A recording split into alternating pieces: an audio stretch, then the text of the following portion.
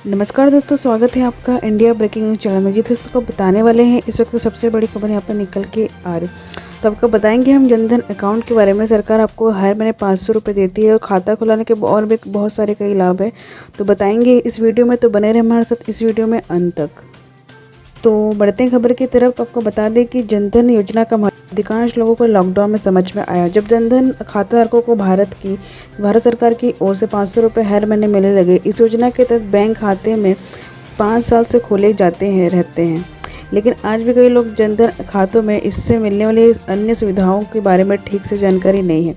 तो आज हम आपको बताएंगे इस वीडियो में कि अन्य बैंकों की तरह सामान्य बचत खाता मान लेते हैं। यहाँ हम आपको बताने जा रहे हैं कि जनधन खाते अन्य बैंक खातों में किस तरह से अलग है और उनमें क्या क्या फ़ायदे, तो उनके खाते कैसे खोले जाएं या फिर कौन कौन से डॉक्यूमेंट्स लगेंगे और क्या पात्रता होनी चाहिए और किन नियमों और शर्तों का पालन करना होगा। तो ये विस्तार जानेंगे हम सब कुछ इस वीडियो में, तो बने रहें हमारे साथ इस वीडियो में। तो सबसे पहले आपको बता दें कि जिनको नहीं पता कि जनधन योजना क्या है, तो बता दें आपको कि वर्ष 2015 में प्रधानमंत्री नरेंद्र मोदी द्वारा ये आरंभ किया गया था, प्रधानमंत्री जनधन योजना।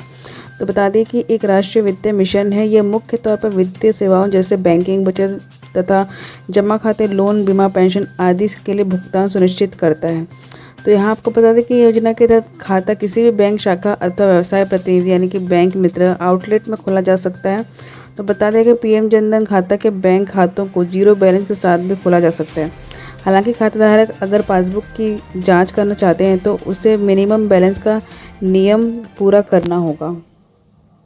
तो आगे आपको बता दें कि आप कैसे खुलवा सकते हैं अपना जनधन खाता। तो बता दें आपको कि जनधन योजना में बैंक खाता खुलवाने के लिए आपको किसी भी तरह के अतिरिक्त कागजों का प्रस्तुत करने की ज़रूरत नहीं है। जिन बुनियादी दस्तावेजों यानी कि डॉक्यूमेंट से अन्य बैंकों के खाते खुलते हैं, जनधन खाते के भी उन्हीं से खुल जाएंगे। कोरोना संकट में सरकारी योजनाओं का पैसा खातों में आता है, इसलिए खाता बहुत ही उपयोगी साबित हो सकती है।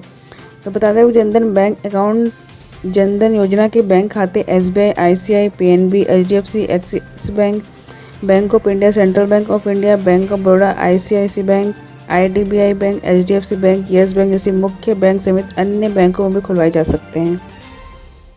और वहीं आपको बता दें कि जनधन अकाउंट खुलवाने के लिए आपको कौन कौन से डॉक्यूमेंट्स लगेंगे, वो आपको बता दें कि सबसे पहले आपके पास अगर आधार कार्ड है, आधार कार्ड का नंबर है, तो कोई अन्य डॉक्यूमेंट्स की ज़रूरत है नहीं आपको, तो आपका आधार कार्ड से ही हो जाएगा। और अगर आपको पास एड्रेस प्रूफ भी देना होगा, यदि पता बदल गया है तो वर्तमान का पते का सेल्फ अटेस्टेड भी ज़रूरी है।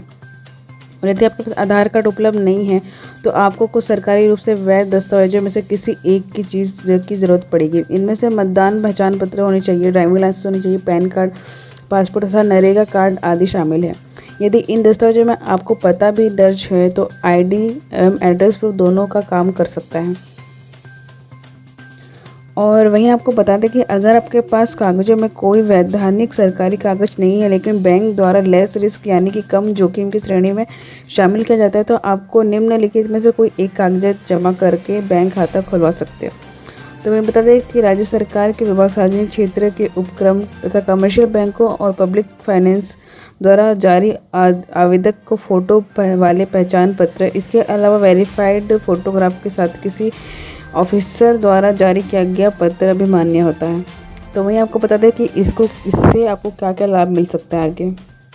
और आपको बता दें कि इसके बहुत सारे लाभ है जनधन अकाउंट के। तो अगर आपको नहीं पता है तो आपको बता दें कि इस योजना के खाताधारक को खाता खुलवाने के साथ ही 30,000 रुपये का बीमे की सुविधा मिलती है। इतना ही नहीं, खाता के साथ ही आपको 2 लाख रुपये का दुर्घटना या फिर मृत्यु बीमा कवर मिलता है और 5,000 रुपये का ओवरड्राफ्ट की भी सुविधा मिल सकती है।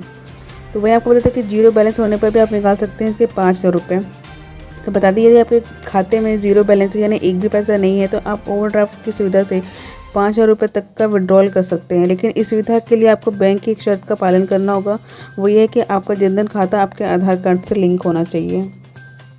और कौन कौन सी सुविधाएं मिलेगी, तो आपको बता दें कि जनधन अकाउंट में किसी अन्य सामान्य बचत खातों की सारी सुविधाएँ मिलती है, जैसे कि मिनिमम बैलेंस की अनिवार्यता नहीं होती है, ATM कार्ड मिलता है, 1 माह में 4 बार विड्रॉल की सुविधा भी दी जाती है। वहीं आपको बताते हैं कि खाते में 6 महीने तक पैसा रखना ज़रूरी होता है। तो वहीं आपको बता दें कि इस योजना में ओवरड्राफ्ट की सुविधा का आप उपयोग कर सकते हैं, लेकिन आपको ध्यान रखना होगा कि यह सुविधा तभी मिल पाएगी जब आपका खाता कम से कम 6 महीने पुराना होना चाहिए। इस दौरान आपके खाते में कुछ धन राशि होगी और उस समय आपको समय समय पर ट्रांजेक्शन भी किया जाना होना चाहिए। और आपको बता दें अगर आपका खाता बंद हो गया तो उसको कैसे एक्टिवेट कराएं। तो बता दें आपको, यदि आपका खाता बंद हो गया या डीएक्टिवेट हो गया तो इसका अर्थ है कि खाता आधार आप लिंक नहीं है, आपका जो खाता है वो आधार कार्ड से लिंक नहीं है। बंद हो जाने पर इस स्थिति में आपको अपना खाता आधार कार्ड से लिंक करवाना होगा। इसकी जानकारी आपको संबंधित बैंक की ब्रांच से प्राप्त कर सकते हैं। आप अपने नज़दीकी बैंक की शाखा में जाएं और आधार सहित अन्य डॉक्यूमेंट्स भी दिखाएं उन्हें, और इसके बाद आपको आवेदन के प्रोसेस में लिया जाएगा और खाता जो बंद खाता है वो उसको दोबारा चालू हो जाएगा। इसमें हो सकता है कि आपको कुछ बैलेंस रखना पड़े, लेकिन पूरी प्रक्रिया के बाद आपको कोई शुल्क नहीं लगेगा। और वहीं आपको बता दें कि एक्सीडेंट और बीमा कवर के क्या क्या नियम हैं। तो बता दें आपको कि प्रधानमंत्री जन धन योजना के तहत व्यक्तिगत दुर्घटना बीमा के तहत दावा देय होना चाहिए। इसका नियम यह है कि आवेदक यदि रुपे कार्ड धारक है तो उसे किसी भी बैंक शाखा, एटीएम, पीओएस, ई-कॉम आदि पर कम से कम एक फाइनेंशियल या नॉन फाइनेंशियल ट्रांजैक्शन पूरा करना ज़रूरी है। ये ट्रांजैक्शन या तो उसके खुद के बैंक से किया गया होगा या फिर किसी दूसरे बैंक के माध्यम से किया गया हो। ये ट्रांजैक्शन उसे दुर्घटना की तारीख को शामिल करते हुए दुर्घटना की तारीख से पहले 90 दिन के अंदर किया होना ज़रूरी है। इस ट्रांजैक्शन को पूरा करने वाले आवेदक को ही दुर्घटना बीमा के पात्र हो सकेंगे। तो आज के लिए बस इतना ही दोस्तों। अगर आपको ये वीडियो अच्छी लगे तो इस वीडियो को लाइक करें, शेयर करें अपने दोस्तों के साथ, और अगर आप इस चैनल में नए हैं तो इस चैनल को सब्सक्राइब करना ना भूलें। धन्यवाद।